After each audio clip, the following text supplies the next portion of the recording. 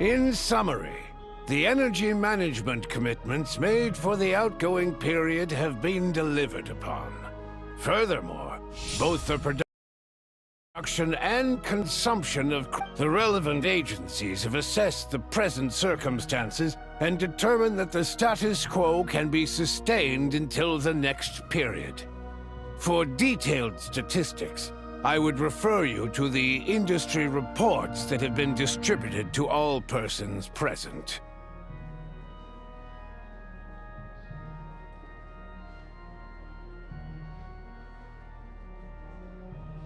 It should also be noted that while the recent blizzards have led to a significant increase in people's energy expenses, this is strictly a short-term phenomenon associated with a remotely located monster. Her Majesty the Tsaritsa is giving her full attention to this matter. We should have every confidence that it will be dealt with swiftly and conclusively. A financial report on disaster relief is also present in this report, courtesy of Pantalone. They cover the same old ground every single time. The rooster never seems to mind, but everyone else is getting tired of it. There's a general lack of trust. People aren't seeing any tangible benefits that affect them directly. Of course, none of that will be reflected in any of the reports on the table. Yeah, if it weren't for these hard copy documents, I could have at least made something up.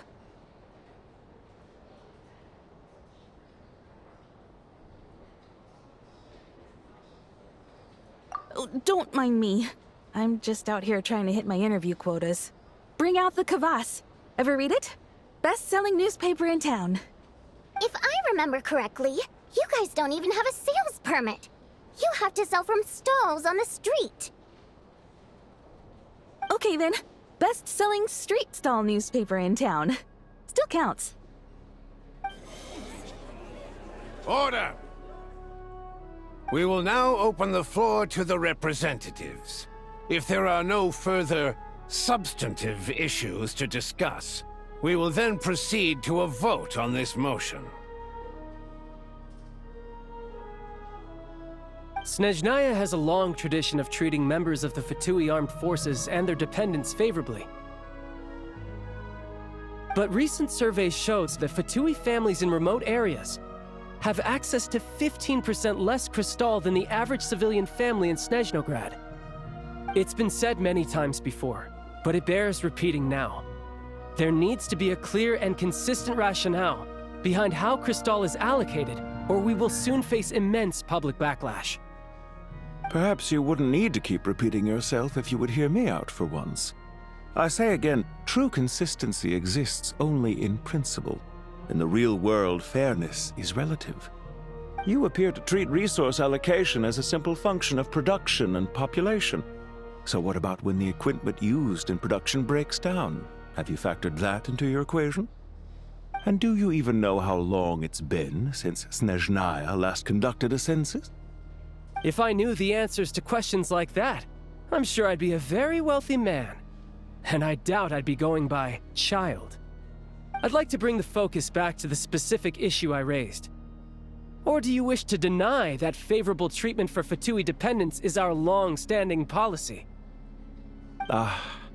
It's easy to be a critic when there's no accountability. That seems to be a running theme in the anti-Project Stuja cohort. Defeat the ringleader and all other problems will magically resolve themselves. That's what they seem to think. But in case you aren't aware, not one jot in my report would change whether Project Stuja continues or not. So you have no intention whatsoever of finding a solution to this problem? On the contrary, I'm the only one here who ever brings solutions. Child opened by speaking up for the armed forces. Regraders struck back with style and a war of words ensued. Our reporter was live on the scene to get the audience's reaction as it all unfolded. Who do you support?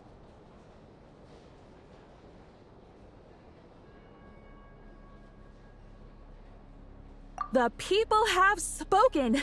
child received raucous applause from the crowd as he pushed Regrator onto his back foot with a relentless barrage of questions. It had to be seen to be believed.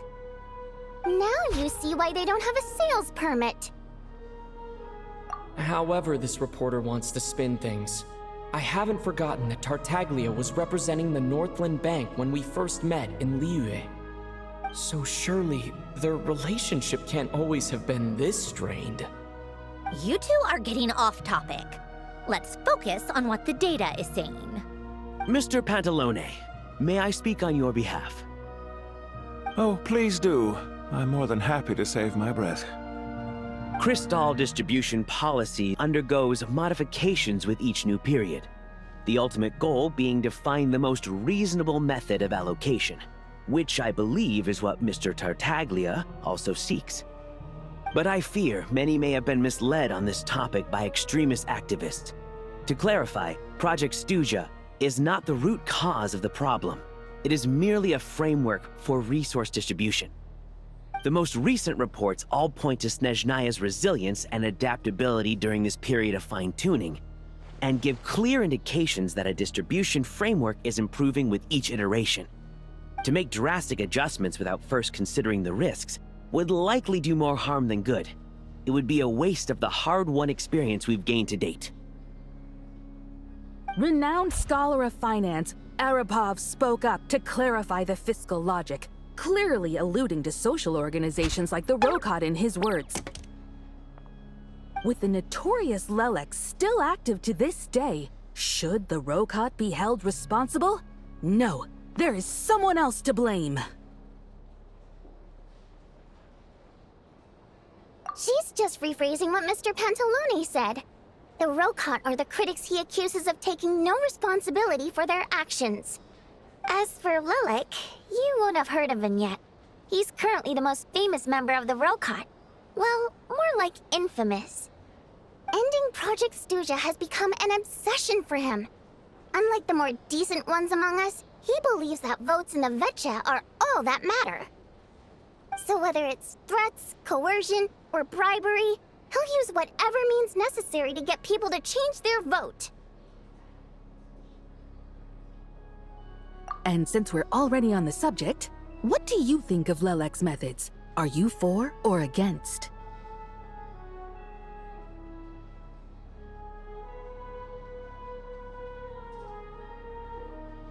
Well, whatever the story is, his actions benefit us all.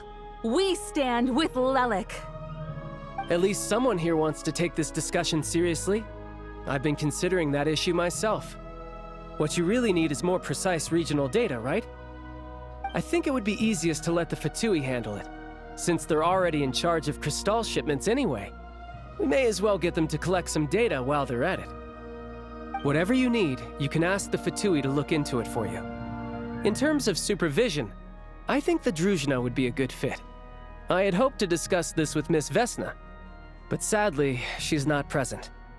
I will be happy to take a note of your suggestions and present them to Commander Vesna for a decision upon her return.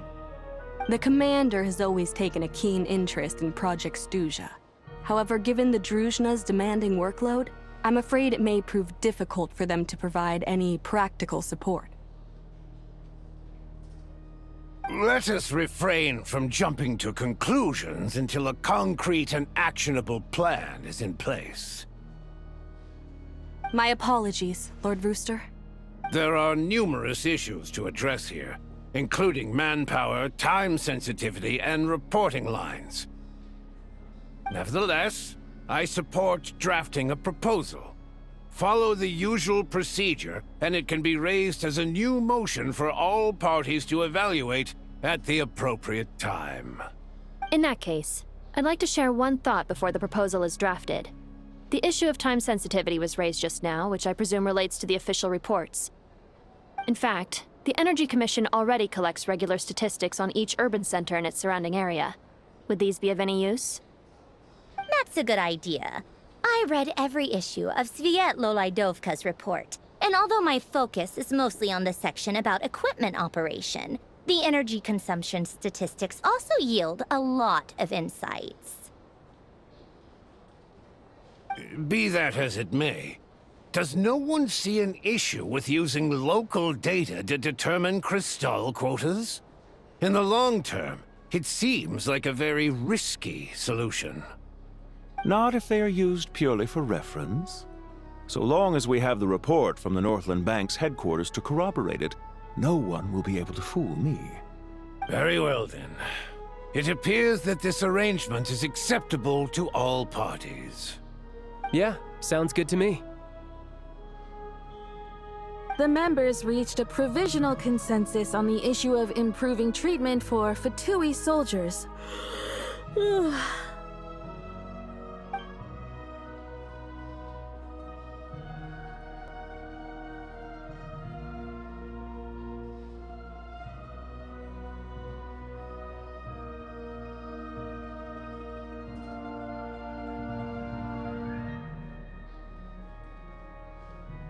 Today, the prima donna of the Korailievsky troupe attended a session of the Sneznograd Vecha in the company of a dashing young man. The question on all our minds is, what is the true nature of their relationship? Write anything like that again, and I'm revoking your permission to interview the troupe. Got it?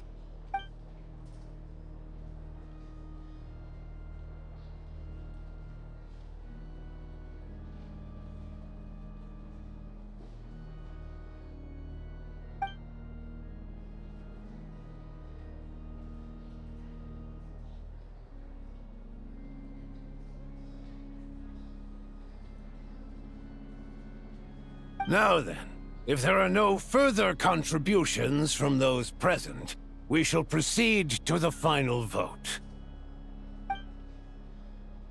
Hey, check it out!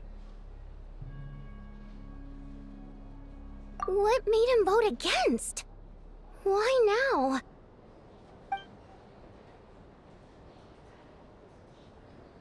The votes have been tallied. Those in favor of continuing Project Stuja total 61%, securing a clear majority. That was too close. The margin has shrunk yet again. Chuganov was a huge loss. I'll bet Lelek is behind this. I wonder how Pulcinella will respond this time. Chuganov. I see. Lelek strikes again. Yes, go, Lelek. Once Project Stuja is defeated, our unwavering support at Bring Out the Kvass will finally pay off when we make our comeback. I can taste our victory already! In accordance with the result of this vote, Project Stuja will remain in effect until the next Vecha period. Finally, may I remind us all, we debate only for the greater glory and solidarity of our nation. May the aurora shine ever on, and the tundra always stand firm. The session is concluded.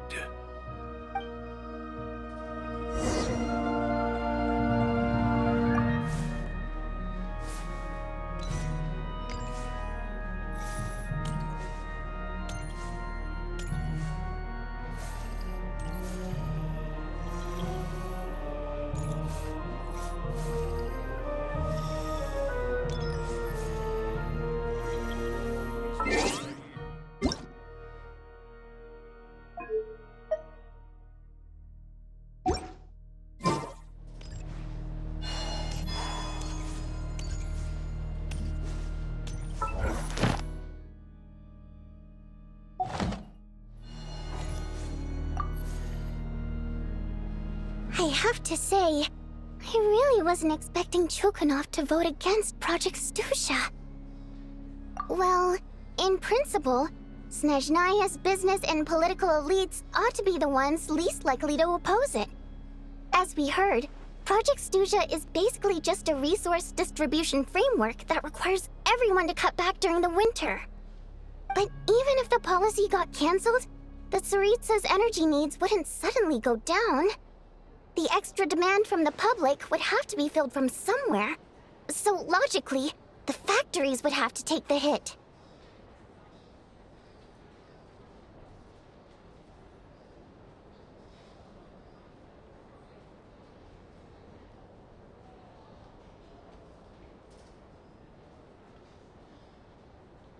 I got a letter from Mr. Mitya just before today's session. He said he's confirmed that there are issues around overtime and excessive energy consumption at the Iskra manufacturing plant. In a situation like this, once the Rooster receives the report, he'll order the factory to halt production and submit to an investigation before issuing a penalty. But that's a week-long process, and thus didn't make it onto the Vetcha agenda this time. I don't think he suspects anything so far.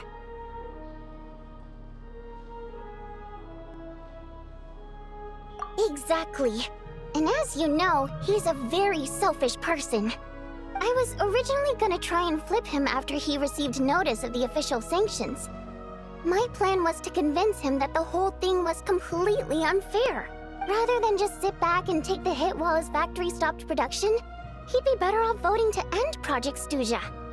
At least that way, no one else would be able to make any money either, because all the factories would suddenly have more limited energy to work with. But now, he's already voted against it, which means someone must have used more forceful means to change his vote, just like with everyone else who flipped.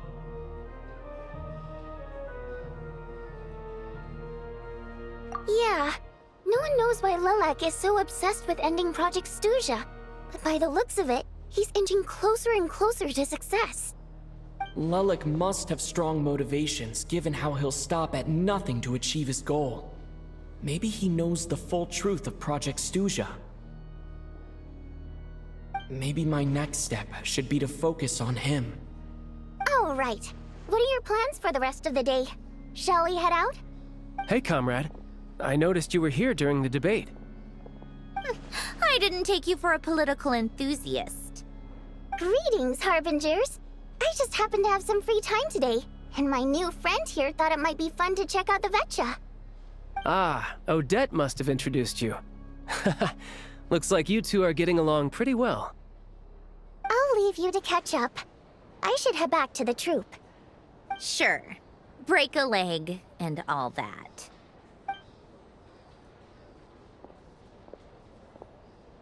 Thought it might be fun to check out the Vetcha, did you? Things are never that simple with you, Traveler. There's no way you're here for kicks and giggles. Tell me I'm wrong.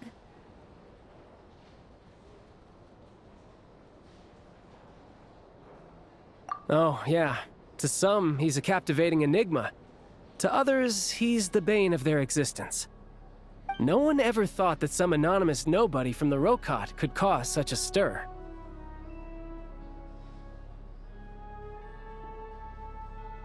Huh? You want to look into Lelik? Then I'm sure his days of anonymity are numbered. What do you think, Sandrone? Fine by me, I guess. If the Traveler actually manages to expose Lelik, it'll be doing Pulcinella a favor. In return, it seems fair to let him in on what we've learned so far. My thoughts exactly. Sharing is caring, after all. Head back to Glupov and grab the files on Lelik. It's easier to just pull the records than go through the rigmarole of getting the Traveler a visitor's permit. As you command, child, sir. In that case, since we're going to be waiting anyway, I'll have someone brew a pot of black tea.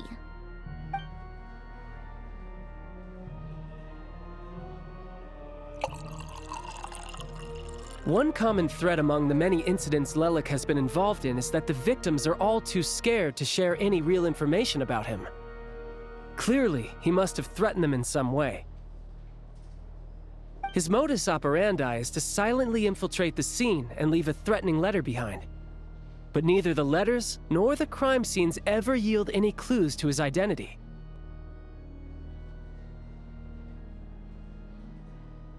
So all these files have to offer are short statements by the people affected. They don't give us a lot to go on. If nothing else, it shows we're dealing with a trained professional who's versed in counter-surveillance. Yes, and to that point, he often strikes in highly secure locations. The victims are high-ranking and influential people who take their personal security very seriously. Somehow, Lelik slips right into their rooms without making a sound. There's never any eyewitnesses, nor the slightest trace of a break-in. If he can get in and out undetected, it means he can strike without warning. Not that that's ever happened so far, but the thought is enough to scare these people sleepless. It's hard to believe that a human being could pull this off flawlessly every time, so they switched the focus of the investigation to Faye. Unfortunately, no one's found anything yet. Careful. Don't underestimate me. Although, truth be told, I'd probably find it hard not to blow my cover. Direct confrontation is more my style. We haven't ruled out the possibility of Lelik being human. It's just, there can only be a handful of people in all of Teyvat who'd fit the profile. Faye, on the other hand, plenty would have the ability, but few would have the motive.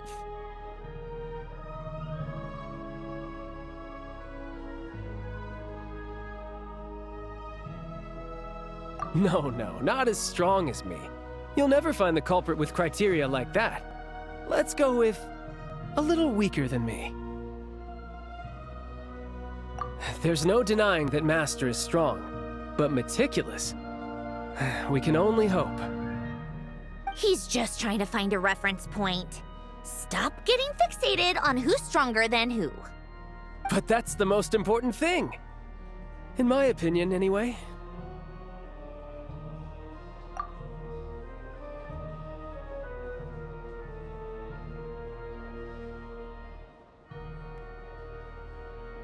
Odette? Yeah, that seems about right. Her skills are solid, and she's always calm under pressure. Except she's Fatui, so the likelihood of her working against us is pretty low. But yeah, much more accurate than your previous example, at least. No, wait a moment. Maybe we should interrogate that assumption. What do you mean? Which assumption? Her Fatui identity doesn't necessarily exonerate her.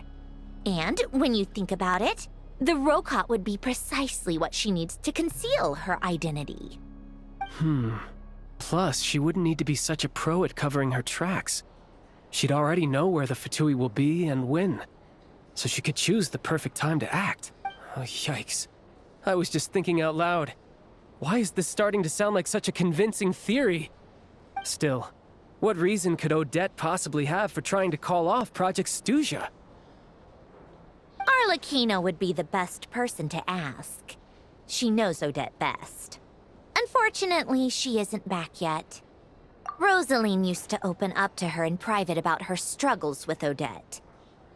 As I'm sure you can imagine, Arlecchino is quite a lot better with children than Rosaline was. She gave her some tips on how to handle the situation, and Rosaline managed to reach a settlement with Odette before leaving. So I suppose there were at least no lifelong regrets left behind. Beyond that, I don't know the details about that side of things. But I do know that Odette definitely has a motive to hold a grudge against Project Stuzia. The reason being, her father passed away during the early stages of the project. That was back before it had been named Project Stuzia, when things were still being worked out. But in essence, it's remained the same ever since. Huh. The more you know. Rosaline was always so self-centered. I never understood why she started paying so much attention to Odette. Is that such a surprise? If you cast your mind back, you may remember that Rosaline and I weren't exactly close. We had tea together a few times, but that was about it. Odette's past is no secret. Her father was a fatus and her mother was a very famous ballerina. On the surface, it looks like she followed right in her parents' footsteps. But the truth is quite a different story. After her father passed away on a mission, her mother was overcome with grief. She broke her leg during a performance and could never dance again. Odette was only interested in ballet at the time, but this tragedy left the family with both breadwinners gone. They could barely make ends meet. Per Capitano's policy, family members of Fatui who died in the line of duty had to be appropriately accommodated and provided with adequate assistance.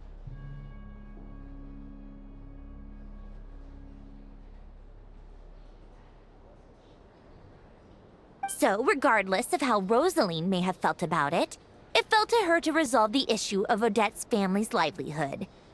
In the end, the solution they agreed upon was to have Odette join the Fatui.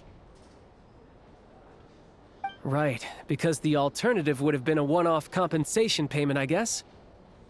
In that sense, joining up was definitely the better option. Still, she must have had mixed feelings about it, right? If she doesn't even like the Fatui. It's just a theory. A possibility. But as a motive for Odette to become Lelik, it holds up. That said, I have no idea where Odette's head is at right now, or what her conflict with Rosaline was about. Plenty of people were on bad terms with Rosaline. I have no intention of trying to figure it all out.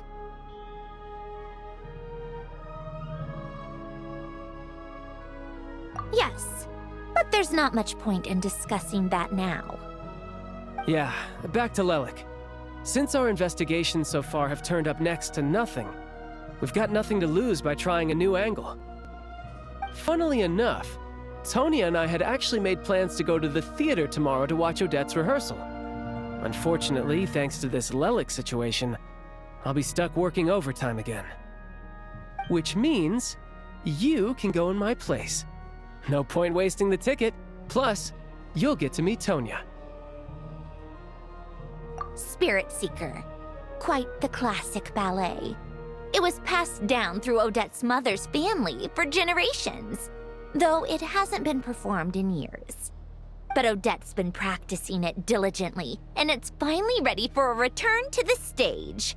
Excitement is through the roof. Tickets for the official performance sold out long ago. Tonya's excited for it too. She's desperate to see it no matter what. Personally, it's not really my kind of thing, but since she's my little sister, I had to figure something out. I've actually seen it several times before. The story's pretty straightforward. The lead character follows a trail of clues left behind by a spirit, gradually recovering her memories along the way. It's a tale of love and regret. So not exactly reinventing the wheel, at least by today's standards. But when that classic melody kicks in and the lead character begins to dance, it always gets me. It really is beautiful. Not an easy dance to do justice to, though. I know it's always been Odette's dream to perform this piece, but I'm not sure she's really ready. In that case, I think that even if she is Lelik, we should wait until her performance is over before we respond.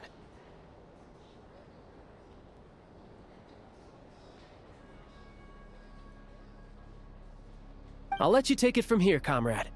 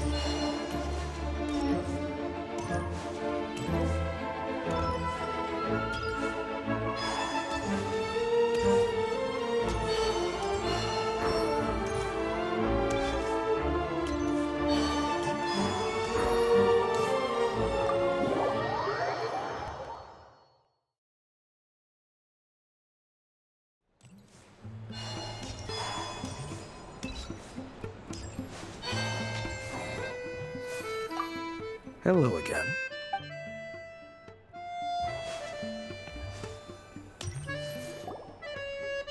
Sounds like you made a ton of progress today.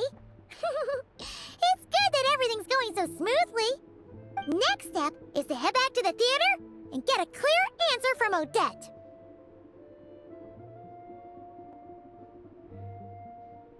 Either way, Paimon doesn't get the sense that she's a bad person. Sure, she might have done some pretty extreme things, but Paimon bet she has her reasons. Maybe this is going too far, but like, with everything she's managed to do so far, wouldn't it make more sense in theory to be even more, you know, heavy-handed? Why leave a letter when she could, well, we know there are plenty of other ways to keep people in line, right? The point is, she could have gone further, but she didn't. So, if it is her, she's got some principles at least. Yeah! Well, all you can do is follow the facts wherever they lead. No change, really. But that thing Paimon told you about yesterday? Paimon feels like she can sense it more clearly now.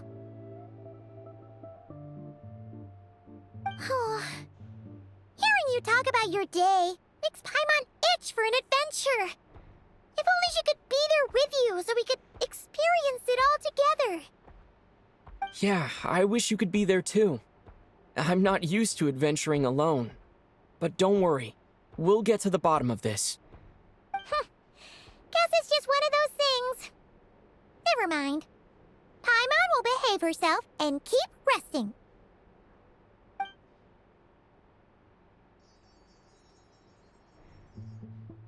If Odette is Lelik, she may well have inside information on Project Stuja. Her father was involved with the project's early implementation and tragically died in the process. Now, she's dedicated herself to bringing it to an end. It's hard to imagine she could have gotten this far without knowing anything at all about the Tsaritsa's true intentions. When she spoke to us as a member of the Fatui, how much did she let on? And how much was she hiding?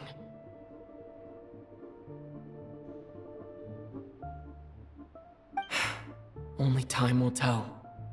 Maybe tomorrow, everything will be answered. Hey look! It's snowing! Could be a tough day ahead. Make sure you wrap up warm tomorrow.